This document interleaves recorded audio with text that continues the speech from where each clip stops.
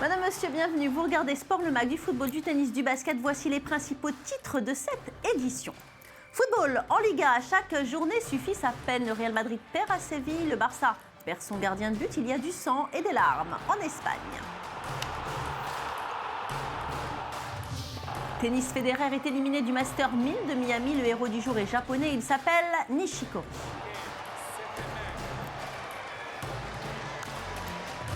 En NBA, quand les Indiana Pacers et les Miami Heat se rencontrent, ça donne un match fermé, tendu. La première place de la conférence Est est en jeu. Le résultat dans cette émission. Enfin, notre top 5 de la semaine, les faits marquants de l'actualité sportive, les plus belles images. C'est pour vous. Alors surtout, restez avec nous.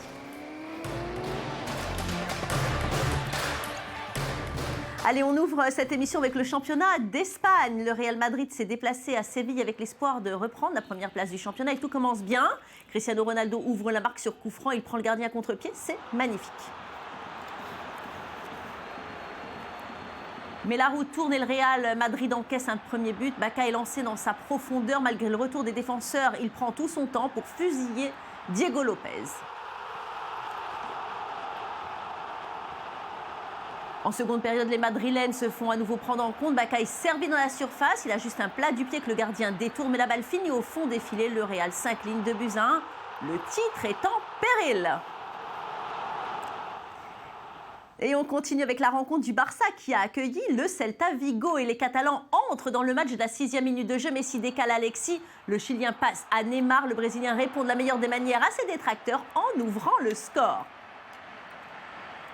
Toujours en première mi-temps, très mauvaise nouvelle pour le Barça sur une action bénigne. Victor Valdés se blesse au genou. Il demande le changement. Il se jette au sol. Diagnostic, rupture des ligaments croisés du genou. Fin de saison et pas de Coupe du Monde pour le gardien espagnol. Et le Barça devra faire sans son dernier rempart. Iniesta illumine la soirée avec cette passe pour Messi. L'Argentin évite la sortie du gardien et marque dans le but vide. La Pulga marque ainsi son 22e but de la saison et revient en lice pour le Puccichi. En seconde période, Adriano lance Neymar à l'autre bout du terrain. Le Brésilien se joue des défenseurs et conclut du gauche. Le Barça s'impose donc 3-0.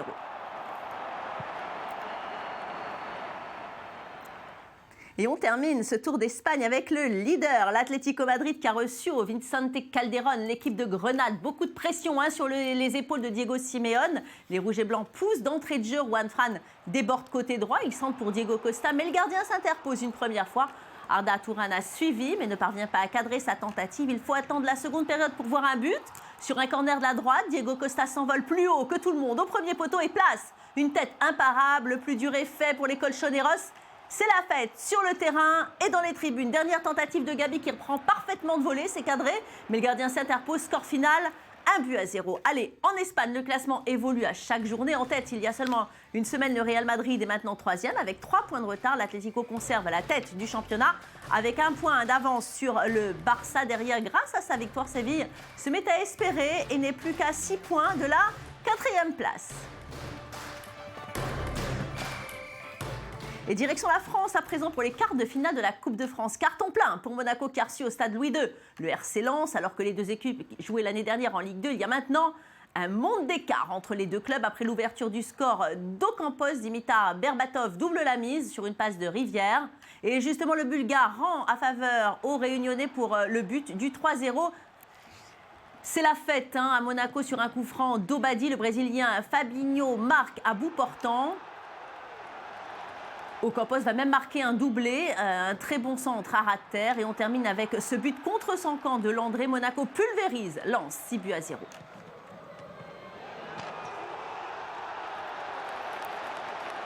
Et dans l'autre rencontre de la soirée, l'En Avant Guingamp est allé s'imposer sur le terrain de l'AS Cannes. Une victoire 2-0 grâce à un doublé de Yatabaré. Les Bretons atteignent donc les demi-finales de la Coupe de France.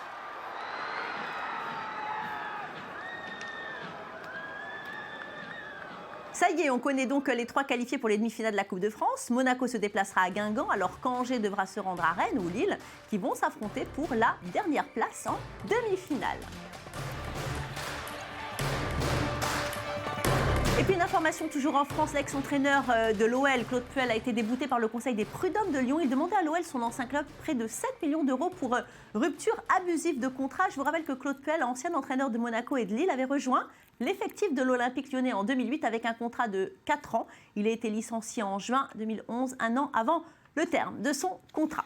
Allez, direction maintenant l'Angleterre où Liverpool a joué en match en retard de la 29e journée. Les Reds sont des prétendants sérieux au titre et ils viennent de le prouver à nouveau. Steven Gerrard et Luis Suarez permettent aux leurs de s'imposer 2-1 contre Sunderland. Ils enchaînent ainsi une 7e victoire de suite en championnat, mais aussi 12 matchs sans défaite. Un parcours de champion auquel Brendan Rodgers n'est pas étranger. Il a su révolutionner l'équipe pour qu'elle devienne imparable. Je vous propose de l'écouter.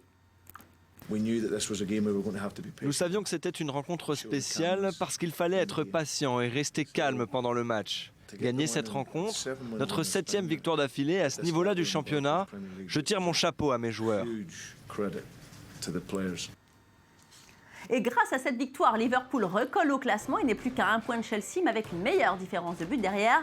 Manchester City est à 3 points du leader, mais avec encore 2 matchs en retard. La fin du championnat s'annonce passionnante.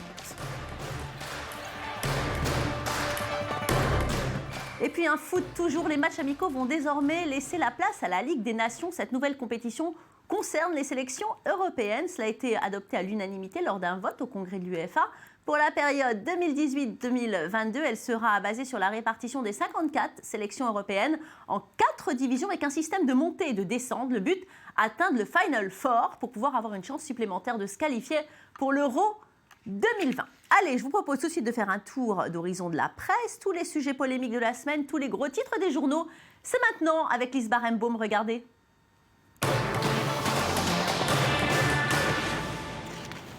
Allez, c'est l'heure de notre tour d'horizon hebdomadaire de la presse sportive et on commence tout de suite avec une page PSG.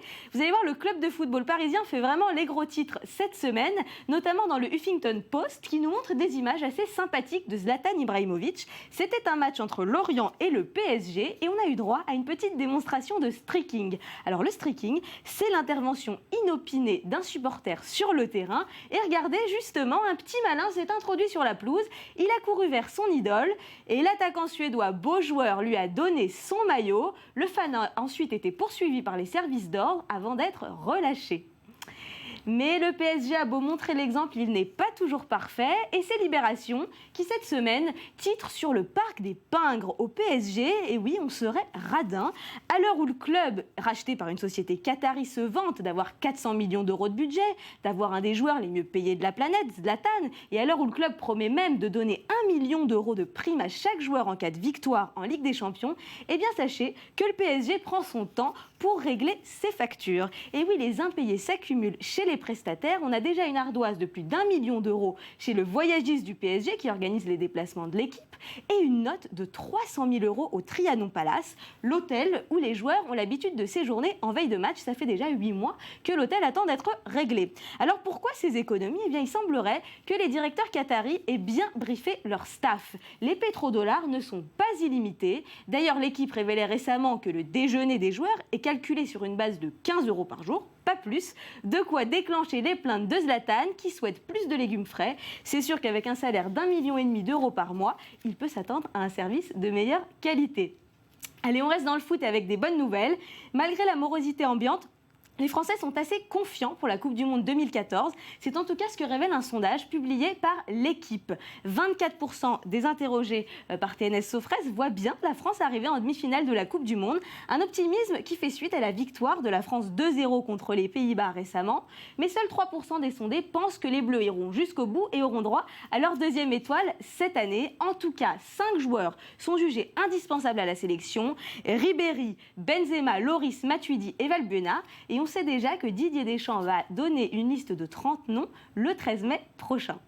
Et on termine avec des nouvelles des municipales. Les sportifs aussi participent. C'est le magazine d'Eurosport qui nous en parle cette semaine. Ils font le point à l'entre-deux tours sur les candidats anciens sportifs de haut niveau qui se sont présentés. Et vous allez voir, le bilan est plutôt mitigé. Certains sont déjà élus, comme Ludovic Julie, ancien joueur de Lyon, dans la ville de Limonest, pour une liste centriste, ou encore le judoka David Larose. Sur une liste de gauche, il est passé à Sainte-Geneviève-des-Bois. D'autres sont en ballottage, comme Steve Savidan, ans, ex-footballeur. Il passe à Angers sur une liste UMP, mais d'autres sont immédiatement éliminés. On peut citer Pape Diouf, l'ancien président de l'OM, qui à Marseille n'a récolté que 8,1% des voix. Ou plus étonnant, la star David Ginola, ex-joueur de Newcastle et du PSG, largement battu à Sainte-Maxime. Et oui, en politique, c'est comme en sport, seuls les meilleurs gagnent.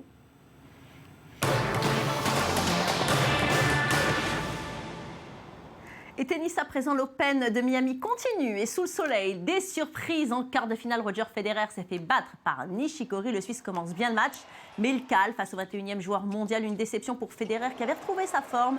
Le Suisse remporte le premier set, mais le Japonais profite de nombreuses fautes de son adversaire. Et le match tourne à son avantage. Le trentenaire ne répond plus et sert très mal. Nishikori est vif et agressif. Il n'a pas cédé face au grand Federer. Il gagne 3-6, 7-5, 6-4 et continue donc la compétition.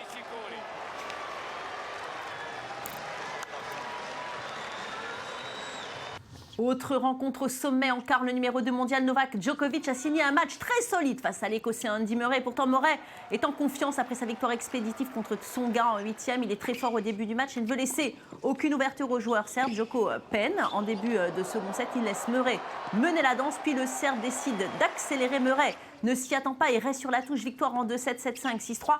Djoko confirme qu'il maîtrise très bien son jeu. Direction les demi-finales. On passe au basket avec de la NBA. Indiana a dominé le Heat de Miami sur le fil, 84-83 lors du choc entre les deux premières équipes de la conférence Est. Les Pacers ont au passage conquis le titre de champion de Central Division, 51 victoires, 20 défaites. Indiana compte désormais 3 matchs d'avance face à son grand rival en vue de la première place à l'Est. LeBron James a inscrit 38 points, a pris 8 rebonds, mais cela n'a pas suffi, pas plus que les 15 unités de Diane Wayne. En face, le collectif a mieux fonctionné offensivement avec 2 joueurs au-dessus de 20 points. Paul George a mené la charge avec 23 points et 8 rebonds sur son parquet. Cette saison, Indiana en est désormais à 33 victoires pour 4 défaites du côté du Heat. Ce n'est toujours pas la grande confiance avec une 8e défaite encaissée sur les 13 dernières rencontres et un 4 sur 13 au tir qui a fait mal en fin de rencontre alors que l'équipe menait 68-63. Allez, c'est l'heure de notre top 5 de la semaine. Les plus beaux moments sportifs, c'est tout de suite. Regardez, on commence avec l'Estonie et des images pour le moins surprenantes. Ça se passe lors d'un match de football, un but qui paraît tout à fait normal et pourtant, vous allez voir, la célébration des joueurs est incroyable. Le buteur rassemble ses coéquipiers comme s'ils étaient des quilles et réalise un magnifique strike.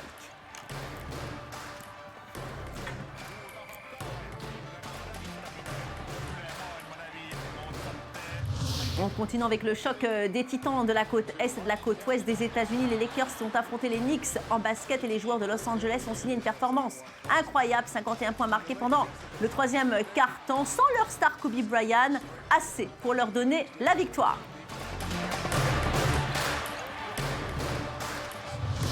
La 3e marche du podium pour l'AS Monaco qui s'est facilement qualifié pour les demi-finales de la Coupe de France. Les joueurs du Rocher se sont imposés 6-0. Résultat logique des joueurs, les seconds de Ligue 1 contre Lens. Prochaine rencontre pour Falcao et ses coéquipiers, Guingamp.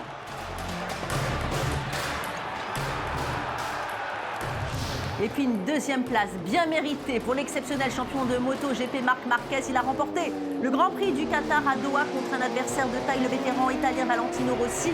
Le prodige de 21 ans franchit la ligne d'arrivée moins d'1 seconde avant son rival. Un véritable exploit pour ce surdoué. La Palme d'Or revient au Bayern de Munich. Les Bavarois de Pep Guardiola sont déjà champions d'Allemagne grâce à leur victoire contre le Hertha Berlin. Ils remportent leur 24e titre, un exploit très précoce dans la saison. Prochain objectif, évidemment, la Ligue des Champions.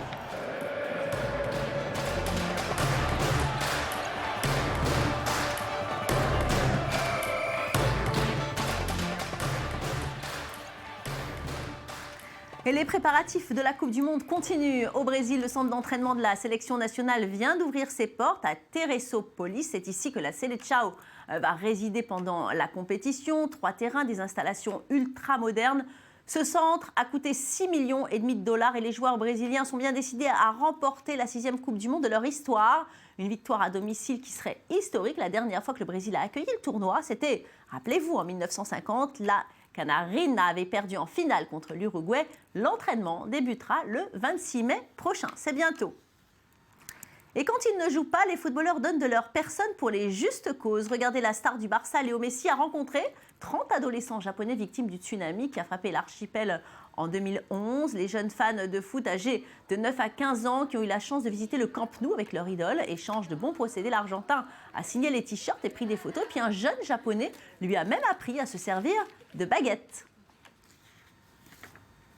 Et il n'y a pas que les Césars et les Oscars dans la vie. Les sportifs aussi ont droit à leur remise de prix. Les Laureus récompensent les sportifs et sportives de l'année. La cérémonie a eu lieu en Malaisie. Côté messieurs, c'est le pilote de Formule 1, Sébastien Vettel, qui s'est distingué. Je vous le rappelle qu'il est le plus jeune champion de Formule 1 à avoir été sacré 4 fois, à seulement 26 ans. Chez les femmes, c'est la championne olympique de natation, Missy Franklin, qui a reçu les honneurs. Le Bayern de Munich a été couronné meilleure équipe de l'année. Marc Marquez, de son côté, et le sportif en herbe du moment.